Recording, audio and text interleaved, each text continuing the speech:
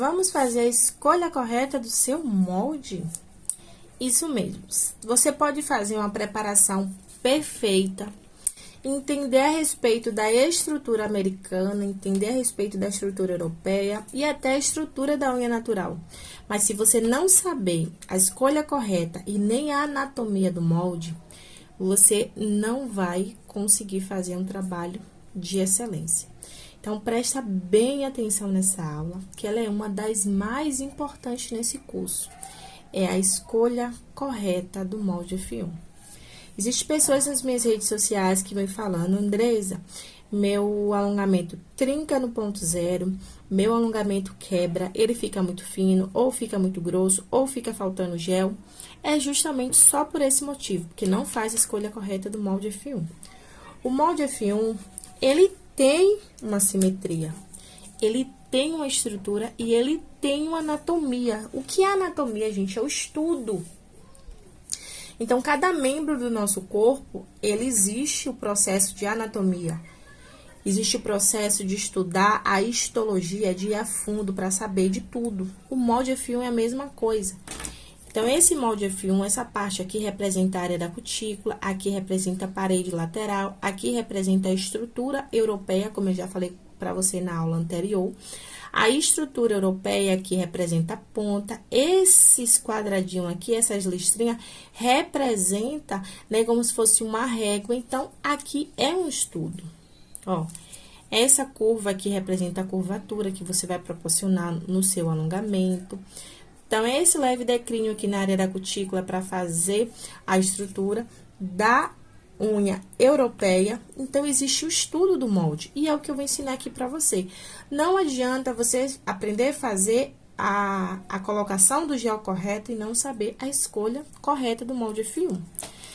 Então, vamos aprender isso agora. Essa imagem que eu coloquei aqui para você, ilustrativa, essa parte verde aqui é o molde F1. E essa parte branca aqui é o gel. Observe quando você coloca, faz a escolha do molde incorreto, você percebe que fica passando, ó. O molde, ele tá passando aqui. Presta bem atenção. Ó, ele tá passando. Essa parte aqui, ó, bem fininha, é a unha natural da cliente. E essa parte branca é o gel. Aqui é a forma errada. Esse molde aqui foi escolhido errado para essa unha, tá passando aqui nas bochechas.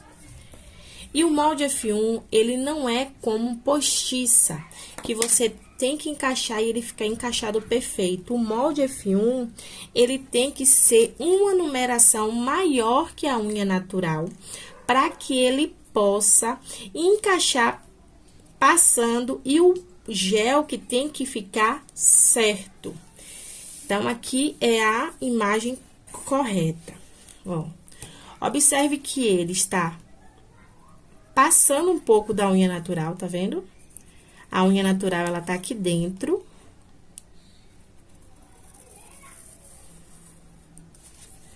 Ó, a unha natural, ela tá aqui dentro. Essa listrinha aqui. O molde é esse verde, ele tá passando um pouco da unha natural. Por que o molde tem que passar da unha natural? Porque o que tem que ficar dentro é o gel. Presta bem atenção aqui. O gel é esse branquinho aqui, ó. Vou riscar para vocês verem melhor. Esse branquinho aqui. Então, o gel, ele fica dentro e o molde, ele sai. Ó. Pegou? Então, se você escolher o molde F1, você testou na unha, ele ficou bom, você escolhe uma numeração maior que vai ficar folgado. Porque se o molde fosse igual postiça realista, para você colocar a cola e ele ficar fixo, tinha que ser rente-rente. Mas como o molde vai sair, o gel tem que ficar, o molde ele tem que ser como se fosse uma forma. Ele é uma forma, na verdade. Então, o molde ele fica passando para o gel se assentar. Então, ele passa. Então, tem que ser sempre um número maior do que o certo. Se o número 4, sabe? Ele ficou, vamos lá. Vou pegar aqui o molde, um 4 e um 5. Um 5, deixa eu pegar um 4 pra você ver.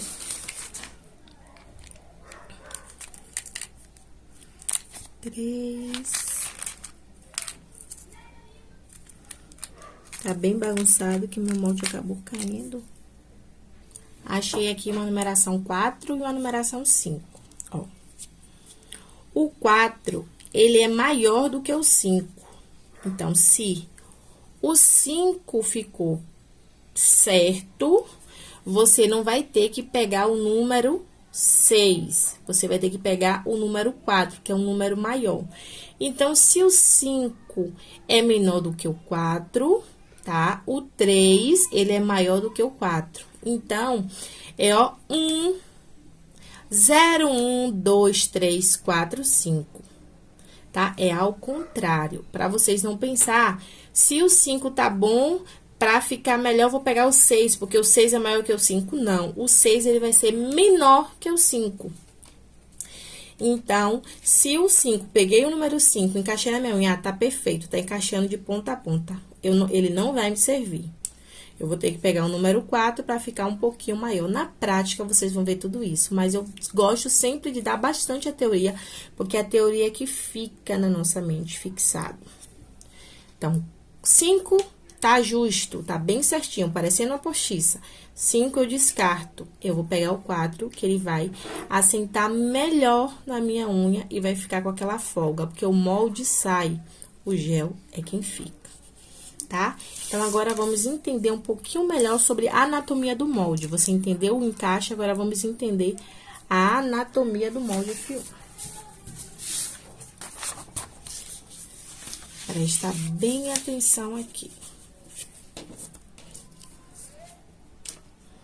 Pegar o molde F1 quadrado, pra você entender. Para mim fazer o meu alongamento, eu preciso de parede lateral, tá? Eu preciso de parede lateral, eu preciso de uma estrutura que é evidenciar o ponto de tensão. Como eu falei, a gente já tem um ponto de tensão, a gente precisa evidenciar. Então, aqui, eu tenho tudo isso no molde. Para mim fazer um alongamento em fibra de vidro ou em gel, eu preciso alinhar a fibra de vidro, que é a parede lateral. Eu preciso fazer um contorno na área da cutícula, preciso fazer a curvatura com a minha pinça ou presilha, preciso evidenciar o meu ponto de tensão para ter gel, uma quantidade de gel maior naquela estrutura. Mas, Andresa, eu preciso fazer tudo isso em outro alongamento comum, mas eu não preciso fazer nada disso em um alongamento de molde F1. Porque o molde F1, ele já tem tudo isso. Você já vê que o molde F1 já tem a parede lateral, já tem um contorno na área da cutícula. O molde F1, ele já tem curvatura. O molde F1 já tem, ó, uma estrutura ali, que é a quantidade de gel maior. Então, ele é uma forma da simetria. Mas eu preciso entender ele para mim fazer uma estrutura perfeita. E o que é você entender? Eu tenho aqui meus pontos zero da minha unha. Eu tenho aqui o meio da minha unha, essa linha preta, e tenho aqui a parede lateral. Se eu colocar esse gel, tá vendo como eu coloquei essas linhas tortas? Para você entender. Se eu colocar esse gel inclinado para cá, como tá aqui, ele vai faltar do lado de cá. Se eu colocar esse gel inclinado para lá, ele vai faltar do lado de cá. Então, vai ficar o famoso dente na unha. Então, eu tenho que colocar esse gel centralizado no meio da unha, no meio, para que ele venha pegar de um lado e pegar do outro, sem que fique nenhum tipo de dente aqui, faltando gel nessa estrutura. E outra coisa que eu vou falar pra você que é muito importante. Eu não preciso vir com esse molde até lá embaixo, não. Eu tenho que colocar ele na minha unha e deixar essa camada aqui, ó, de segurança.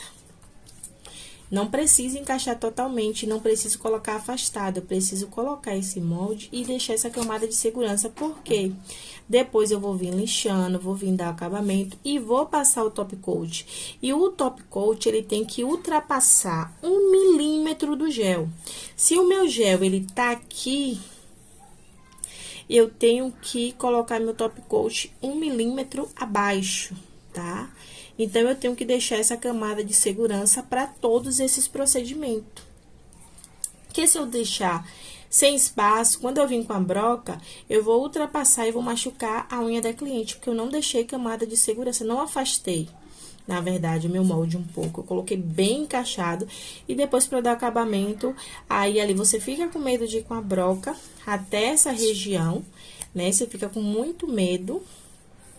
E o que acontece? Você acaba deixando o gel encostado nessa região, não ultrapassa com o top coat. E o que acontece? Você sofre infiltração e descolamento. Ou você coloca o molde inclinado com medo para secar rápido, né? Inclinado um pouquinho para cá, deixa um dente desse lado. E na hora de fazer o lixamento, tá faltando aqui. Tá faltando gel aqui, o molde não encaixou aqui. E você acaba tendo trinca. Aí, passa fio de cabelo aqui, a cliente tem um baque aqui, quebra, parte, tá? Que é o que vocês costumam dizer, que quebra no ponto zero, que você não colocou o molde retificado, reto, ou ultrapassou aqui a camada de segurança.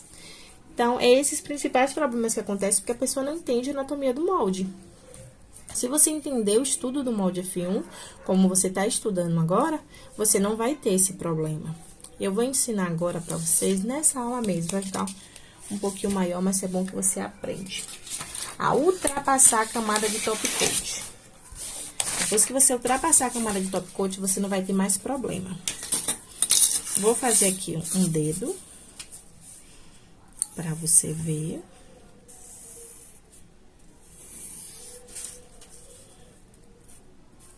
Preste atenção.